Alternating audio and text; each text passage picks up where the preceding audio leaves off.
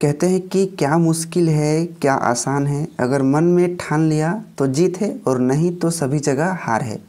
नमस्कार दोस्तों, स्वागत है आप सभी को हमारे यूट्यूब चैनल पर। तो आज की इस वीडियो में देखने वाले हैं क्लास 8th के सोशल साइंस में। ठीक है, आप लोग का हिस्ट्री का चैप्टर नंबर 1 और चैप्टर नंबर 2 देखने वाले हैं। ठीक है, अब इसमें जो आप लोग को वर्मा टुडे में जितना भी चैप्टर वाइज से दिया गया है, हिस्ट्री आपका हो गया, भूगोल हो गया, आपका इकोनॉमिक्स में आपका हो गया, तो सभी का आपका क्वेश्चन आंसर करवाएंगे। ठीक है, तो आप लोग दिन थाम के बैठे रहिएगा, आपको एग्जाम से हम पहले कंप्लीट करवाएंगे। तो मैथ का हम तो लगभग कंप्लीट करा चुके हैं। साइंस का पिछले साल वाला आप लोग का प्लेलिस्ट में मिल जाएगा और इस बार वाला भी आप लोग को बनाएंगे। ठीक है, और ये सोशल साइंस में ये 2 चैप्टर आज हम लोग MCQ करेंगे। तो चलिए फटाफट इस वीडियो को हम लोग शुरू करते हैं। इससे पहले आप लोग से थोड़ा सा एक रिक्वेस्ट है, इस वीडियो को अपने दोस्तों के पास शेयर कीजिएगा और हमारे चैनल पर नहीं है तो हमारे चैनल को सब्सक्राइब जरूर कर लीजिएगा। तो चलिए, पहला क्वेश्चन है कि एक अलग अलग समय पर, चैप्टर का नाम क्या है, आधुनिक काल में भारत का इतिहास। क्वेश्चन में कहा है कि अलग अलग समय पर होने वाले परिवर्तनों के संबंध में बताता है। तो देखिए, अलग अलग समय में जो परिवर्तन होता है वो उसे कौन बताता है, भूगोल बताता है या विज्ञान बताता है या समाजशास्त्र बताता है या इतिहास बताता है। तो अलग अलग समय में जो परिवर्तन होता है उसे बताता है इतिहास बताता है। ठीक है, तो ऑप्शन नंबर 1 आपका राइट आंसर हो जाएगा। अगला क्वेश्चन है कि लॉर्ड क्लाइव ने भारत का नक्शा तैयार करने की जिम्मेदारी किसको सौंपी थी। तो ऑप्शन है जेम्स रेनल को या जेम्स मिल को या कैप्टन हॉकिंग्स को या रॉबर्ट लिप्टन को। अगर ये चैप्टर अगर ध्यान से आप पढ़े होंगे ना तो इसमें क्वेश्चन आपको मिल जाएगा आंसर, क्योंकि आप लोग किताब पढ़ा कीजिएगा। ठीक है, तभी ऑब्जेक्टिव क्वेश्चन आप कर पाएंगे। तो लॉर्ड क्लाइव ने भारत का नक्शा तैयार करने के लिए जेम्स रेनल को सौंपा था, तो इसे आप याद रख लीजिएगा। नेक्स्ट है कि अंग्रेजों द्वारा स्थापित भारतीय राष्ट्रीय अभिलेखागार स्थित है। तो अंग्रेजों द्वारा स्थापित किया गया था भारतीय राष्ट्रीय अभिलेखागार। तो ये कहाँ स्थित है, कोलकाता में या चेन्नई में या मुंबई में या नई दिल्ली में। तो इसका राइट आंसर हो जाएगा नई दिल्ली हो जाएगा। ठीक है, और आप लोग को हम फटाफट क्वेश्चन आंसर करवाएंगे। यहाँ हम आपको ऑप्शन नहीं पढ़ेंगे, ठीक ना, तो आप लोग ऑप्शन देख लीजिएगा, हम आपको ज़्यादा से ज़्यादा क्वेश्चन करवाएंगे इसलिए। नेक्स्ट क्वेश्चन है कि ब्रिटिश शासन के माध्यम से ही भारत सभ्यता के मार्ग पर आगे बढ़ सकता है। मतलब ब्रिटिश शासन के माध्यम से ही भारत सभ्यता के मार्ग पर आगे बढ़ सकता है। यह किसने दिया था इस कथन को, तो जेम्स मिल का था। यह कथन किसका था, जेम्स मिल का। अगला क्वेश्चन है कि इतिहास में किसका महत्व होता है। तो इतिहास में किसका महत्व होता है, राजाओं का या देशों का या तिथियों का या इनमें से कोई नहीं। तो तिथियों का महत्व होता है, इतिहास में तिथियों का महत्व होता है। नेक्स्ट है कि लोग इतिहास को किससे जोड़कर देखने को कोशिश करते हैं। तो तारीखों को, क्योंकि इतिहास में तारीखों का ज़्यादा महत्व रखा है। ठीक है, तो तारीखों को देखने की कोशिश करते हैं। नेक्स्ट है कि इतिहास को सामान्यतः कितने कालखंडों में बांटा गया है। ये बड़ा VVI क्वेश्चन है। इतिहास को 3 कालखंडों में बांटा गया है, प्राचीन काल, ठीक है, मध्यकाल और आधुनिक काल। नेक्स्ट क्वेश्चन है कि जेम्स मिल कहाँ के निवासी थे। तो बहुत ही इंपॉर्टेंट क्वेश्चन ये वाला है। तो जेम्स मिल स्कॉटलैंड के निवासी थे, स्कॉटलैंड के। अगला क्वेश्चन है कि अभिलेखों को सुंदर ढंग से लिखने वाले क्या कहलाते हैं। यानी अभिलेखकों को जो सुंदर ढंग से लिखता है उसे क्या कहते हैं। या फिर अथवा हम क्वेश्चन पूछ सकता है, सरकारी दस्तावेजों की नकल तैयार करने का कार्य कौन करता था। तो उसे क्या कहते थे, तो उसे हम लोग सुलेख नवीस, खुशनबीस या खबर नवीस कहते हैं। तो इसका सही आंसर हो जाएगा खुशनसीब और सुलेख नवीस, यानी ऑप्शन नंबर 4 हो जाएगा, 1 एवं 2। ठीक ना, ये दोनों कहते हैं अभिलेखों को सुंदर ढंग से लिखने वाले को। अगला क्वेश्चन है कि सरकारी दस्तावेज यानी जिसे रिकॉर्ड्स कहते हैं कहाँ रखे जाते हैं। तो सरकारी दस्तावेज को अभिलेखागार में रखा जाता है, ऑप्शन नंबर 2 राइट आंसर हो जाएगा। नेक्स्ट है कि कश्मीर से कन्याकुमारी तक भारत का विस्तार कितना है। आप जिसे भारत का नक्शा पढ़े होंगे, ठीक है ना।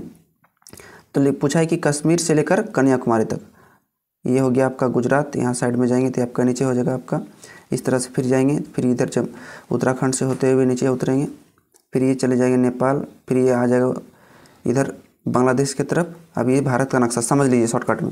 यहाँ एकदम कश्मीर से लेकर एकदम कन्याकुमारी तक, एकदम यहाँ से लेकर यहाँ तक, इसकी दूरी कितना है। तो देखिए, ये आपका हो गया उत्तर, ये आपका हो गया दक्षिण। ध्यान समझिएगा, ठीक है। उत्तर और दक्षिण हो गया। तो उत्तर और दक्षिण की जो दूरी है 3214 किलोमीटर, 3214 किलोमीटर, ठीक ना। लेकिन आपके बुक में केवल 3200 किलोमीटर दिया है, तो आपको ऑप्शन में 3200 किलोमीटर मिलेगा, ठीक है। और जब पूरब से पश्चिम पूछेगा यानी अरुणाचल प्रदेश से लेकर आपका गुजरात तक, तो ये हो जाएगा आपका 2933 किलोमीटर, 2933 किलोमीटर। लेकिन आपको बुक में मिलेगा केवल 29 किलोमीटर, ठीक है, यानी 2900 किलोमीटर, माफ़ कीजिएगा। तो ध्यान दीजिएगा, तो आपका राइट आंसर हो जाएगा 3200 किलोमीटर, ऑप्शन नंबर 2 हो जाएगा। नेक्स्ट क्वेश्चन देखते हैं। नेक्स्ट क्वेश्चन है कि स्वतंत्र भारत में पहली जनगणना कब हुई थी। देखिए, इसको जनगणना के बारे में आपको हम थोड़ा सा बता देते हैं। देखिए, जनगणना जो होता है, लोगों की गणना को जनगणना कहा जाता है, ठीक है। तो देखिए, जब अंग्रेज सरकार थे हमने, तो 1872 में ही पहली जनगणना हो चुका था, सबसे पहली जनगणना भारत में 1872 में। बट ये जनगणना जो था सफल नहीं हुआ था, यानी इसको कह सकते हैं असफल जनगणना कह सकते हैं, ठीक ना। तो 1872 वाला क्या हो गया, असफल हो गया। उसके बाद फिर से दूसरी बार हुआ सफल जनगणना 1881 में हुआ, 1881 में। ये भी भारत में हुआ था, ठीक ना। तो ये दूसरी जनगणना हुआ था, लेकिन ये सफल हो गया था। अब क्वेश्चन देखिए आपका फंसा कैसे सकता है। क्वेश्चन पूछेगा भारत में सबसे पहली जनगणना, तो पहली तो हुआ था 1872 में, लेकिन क्वेश्चन पूछेगा भारत में पहली सफल जनगणना, तो 1881 आ जाएगा, क्योंकि ये सफल हुआ था। अब पूछेगा कि भारत में जब आज़ाद हुआ, यानी स्वतंत्र भारत, यहाँ क्वेश्चन पूछा है कि स्वतंत्र भारत में तो हुआ था 1951 में, 1951 में। ऐसा क्यों? क्योंकि पहली सफल जनगणना 1881 में हुआ, और जनगणना प्रत्येक 10 सालों में होती है। जनगणना कितने सालों में होती है? 10 सालों में। तो 1881 में पहली जनगणना हुआ, माफ़ करना, ठीक ना। तो 81 के बाद कितना चला जाएगा? 91, यानी 1891। 91 के बाद 1901, 1901 के बाद 1911, 1911 के बाद 1921, 1921 के बाद 1931, 1931 के बाद 1941, 1941 के बाद 1951। आप देखो, 1951 में हमारा देश आज़ाद हो चुका था, 1951 में हमारा देश आज़ाद हुआ था, यानी स्वतंत्र भारत में, स्वतंत्र मतलब आज़ाद भारत में, तो 1951 में हुआ था पहली बार जनगणना। और केवल पूछेगा भारत में तो पहली बार तो 1872 में। तो आप लोग इस चीज़ को ध्यान से समझिएगा और याद रख लीजिएगा, ठीक है। तो देखिए, आपका राइट आंसर हो जाएगा ऑप्शन नंबर 1951, यानी ऑप्शन नंबर 4। नेक्स्ट है कि भारत के अंतिम वायसराय कौन थे? वायसराय, अंतिम वायसराय। देखिए, अंतिम वायसराय जो था ना, लॉर्ड माउंटबेटन था, अंतिम, भारत का अंतिम वायसराय, ठीक है। नेक्स्ट क्वेश्चन है कि भारत के पहले गवर्नर जनरल कौन थे? देखिए, पहले गवर्नर जनरल हुआ करते थे, लेकिन इसको चेंज कर नाम उसका वायसराय रखा गया था, ठीक ना। गवर्नर जनरल और वायसराय दोनों एक ही चीज़ है, लेकिन बाद में इसका चेंज कर दिया था। तो प्रथम गवर्नर जनरल बोलेगा तो वारेन हेस्टिंग्स था, जो कि आपका ऑप्शन नंबर 2 में है। नेक्स्ट है कि भारतीय राष्ट्रीय संग्रहालय कहाँ बनाया गया है? भारत में राष्ट्रीय संग्रहालय कहाँ बनाया गया है? तो ऑप्शन नंबर 1 हो जाएगा नई दिल्ली, नई दिल्ली में बनाया गया। नेक्स्ट है कि भारत का क्षेत्रफल कितना है? तो याद रखिएगा 32,87,263 वर्ग किलोमीटर, ठीक ना। इसे आप लोग शॉर्टकट में या किताब में मिलेगा आपको 32.8 लाख वर्ग किलोमीटर, ठीक है, 32.8 लाख। तो आपका ऑप्शन नंबर किस में है? ऑप्शन नंबर 2 नंबर में। ध्यान से देखेंगे, यहाँ 32 नहीं दिया, यहाँ 3 पॉइंट दिया है, ध्यान दीजिएगा दशमलव पर, ठीक ना। तो यहाँ 32.8 लाख वर्ग किलोमीटर। तो आपका यही सही आंसर हो जाएगा 2 नंबर। तो इस आपका वर्मा टुडे में चैप्टर नंबर 1 से 16 क्वेश्चन दिया था, आपको 16 क्वेश्चन हम करवा दिए, ठीक है। नेक्स्ट है चैप्टर नंबर 2। चैप्टर नंबर 2 है आपका व्यापार से साम्राज्य तक, ठीक ना। इस वीडियो के डिस्क्रिप्शन में आपको टाइमलाइन मिल जाएगा चैप्टर नंबर 1, चैप्टर नंबर 2 का, ठीक है। व्यापार से साम्राज्य तक वाला हम लोग क्वेश्चन आंसर देखते हैं। इसमें पहला क्वेश्चन है कि किस कारण से रानी चेन्नम्मा ने अंग्रेजों के विरुद्ध हथियार उठाकर आंदोलन शुरू किया? तो चेन्नम्मा ने किस कारण से अंग्रेजों के विरुद्ध हथियार उठाना शुरू किया था? तो कित्तूर पर कब्जा कर लिया था ना, इसीलिए चेन्नम्मा ने अंग्रेजों के खिलाफ क्या हुआ था? हथियार उठाया था। अगला क्वेश्चन है कि ईस्ट इंडिया कंपनी कहाँ की व्यापारिक कंपनी थी? तो कहाँ की थी? इंग्लैंड की थी, ठीक है। नेक्स्ट क्वेश्चन है कि ब्रिटेन के सम्राट जेम्स प्रथम ने किसे राजदूत बनाकर जहांगीर के दरबार में भेजा था? ये कौन थे? ब्रिटेन के सम्राट थे, जो जहांगीर के दरबार में क्या हुए थे? सम्राट बनाकर भेजे थे। तो कैप्टन हॉकिंग्स को, किसे? कैप्टन हॉकिंग्स को। आपका राइट आंसर हो जाएगा। अगला है कि सिराजुद्दौला की हत्या के बाद किसे बंगाल का नवाब बनाया गया? तो सिराजुद्दौला की जब हत्या हुआ तो बंगाल का नवाब जो था मीर जाफर को बनाया गया था, क्योंकि तख्ता पलट कर दिया था, ठीक ना। मीर जाफर को बनाया गया था। अगला है कि टीपू सुल्तान एवं लॉर्ड कॉर्नवालिस के बीच कौन सी संधि हुई थी। तो टीपू सुल्तान और लॉर्ड कॉर्नवालिस के बीच आपका देख सकते हैं कि श्रीरंगापट्टनम आपका क्या हुआ था, संधि हुआ था। अगला क्वेश्चन है कि अंग्रेजों को बंगाल में सीमित क्षेत्र में व्यापार की इजाज़त किसने दी थी। सीमित मतलब एक फिक्स क्षेत्र में कि आप इसी क्षेत्र में व्यापार कर सकते हैं। अंग्रेजों को बंगाल में सीमित क्षेत्र में व्यापार करने की इजाज़त किसने दी थी, तो शाहजहां ने दिया था। ऑप्शन नंबर 2 आपका राइट आंसर हो जाएगा। नेक्स्ट क्वेश्चन है कि वास्को डी गामा किस देश के निवासी थे। तो वास्को डी गामा पुर्तगाल के निवासी थे, जो गोवा के सबसे पहले कालीकट में उतरे थे, ठीक ना। इसके बाद यहाँ से मसाले ले गया था अपना देश में और मसाले की बेचा था। उसके बाद फिर धीरे धीरे यहाँ व्यापार करने के लिए आए थे और धीरे धीरे वहाँ के लोग गोवा को गुलाम बनाना शुरू कर दिए थे। तो पुर्तगाल के ये निवासी थे, जो भारत का खोज 1498 में किया था, इसे याद रखिएगा। नेक्स्ट क्वेश्चन देखते हैं। नेक्स्ट क्वेश्चन है कि 1757 में प्लासी का युद्ध रॉबर्ट क्लाइव एवं किसके बीच हुआ था। देखिए 1787 में प्लासी का युद्ध, तो प्लासी का युद्ध कब हुआ था, 1757 में। रॉबर्ट क्लाइव, एक था कौन, रॉबर्ट क्लाइव, तो दूसरा कौन था, सिराजुद्दौला, ठीक ना, सिराजुद्दौला था इसके विरुद्ध में। 1757 में प्लासी का युद्ध हुआ। नेक्स्ट है कि 22 अक्टूबर 1764, देखिए ये हो गया 1757 प्लासी का युद्ध हो गया। 1764 आपका हो जाएगा बक्सर का युद्ध। यहाँ लिखा है 22 अक्टूबर 1764 ईस्वी को बक्सर युद्ध में अंग्रेजी सेना का नेतृत्व किसने किया था। तो अंग्रेजी सेना का नेतृत्व किसने किया था, तो कैप्टन मुनरो ने किया था। कौन किया था, कैप्टन मुनरो ने। ये बक्सर का युद्ध है, ठीक है।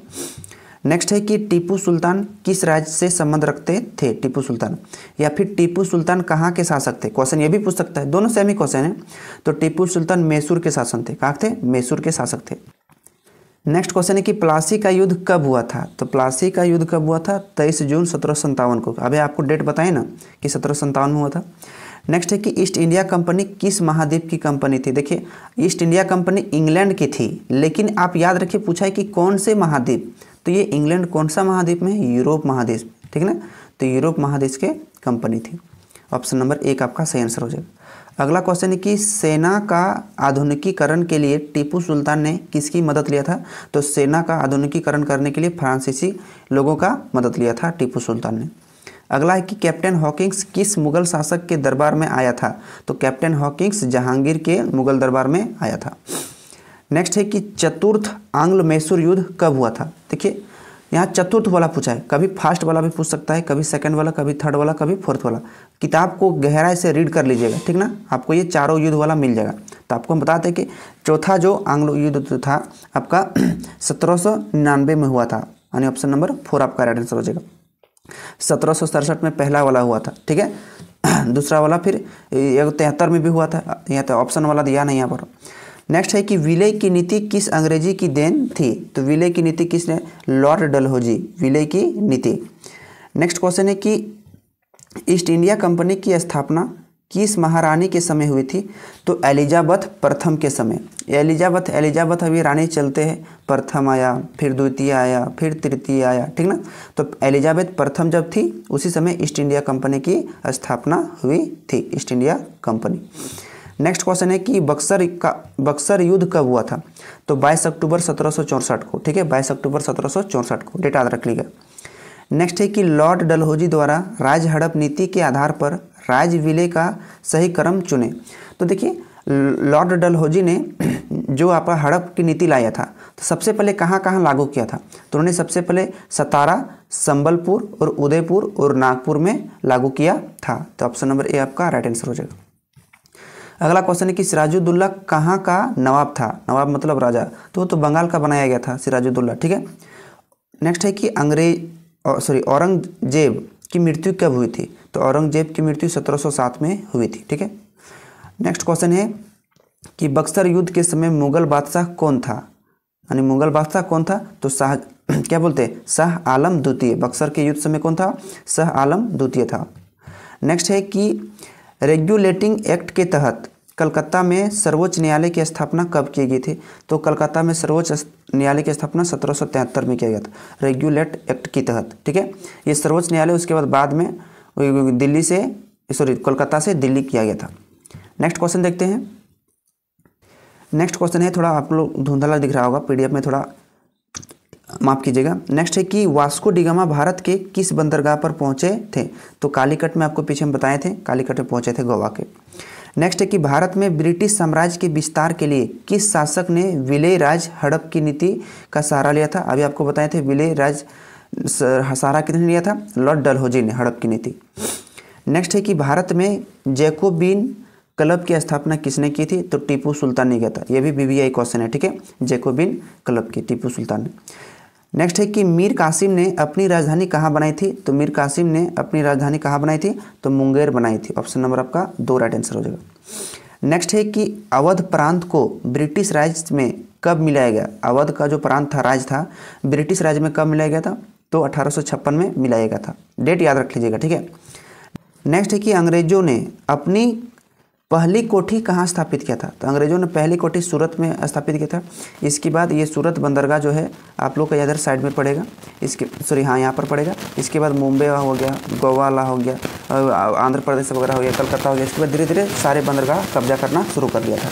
तो सबसे पहले कहाँ किया था? सूरत में, ठीक है। नेक्स्ट है कि झारखंड में अंग्रेजों का प्रवेश किस जिले की ओर से हुआ था? ये भी BBI क्वेश्चन है, क्योंकि आप झारखंड से पढ़ ही रहे हैं, ठीक है। तो अंग्रेजों का प्रवेश किस जिले से हुआ था? तो सिंहभूम जिले से हुआ था। ऑप्शन नंबर आपका 2 राइट आंसर हो जाएगा, ठीक है। तो ये चैप्टर नंबर 2 का भी ये 30 क्वेश्चन हम लोग देखें, और चैप्टर नंबर 1 में हम लोग 16 क्वेश्चन के देखें, यानी टोटल हम लोग 46 क्वेश्चन को इस वीडियो में देखें। नेक्स्ट वीडियो में आप लोग को चैप्टर नंबर 3 और चैप्टर नंबर 4 को हम कंप्लीट करवाएंगे। तो उम्मीद करता हूँ कि आप लोग के लिए यह वीडियो बहुत ही हेल्पफुल साबित होगा। अगर वीडियो आप लोग को थोड़ा सा भी अच्छा लगा तो एक प्यारा सा आप लोग लाइक ज़रूर कीजिएगा, और चैनल को अभी तक हमारे सब्सक्राइब नहीं किए तो हमारे चैनल को सब्सक्राइब करके बेल आइकन को प्रेस जरूर कीजिएगा, और इस वीडियो को अपने दोस्तों के पास भी शेयर जरूर कीजिएगा, ठीक है। मिलते हैं किसी दूसरे वीडियो के साथ में, तब तक के लिए धन्यवाद। अपने घर में बड़ों का सम्मान करिए और छोटों में आशीर्वाद बांटिए। Thank you.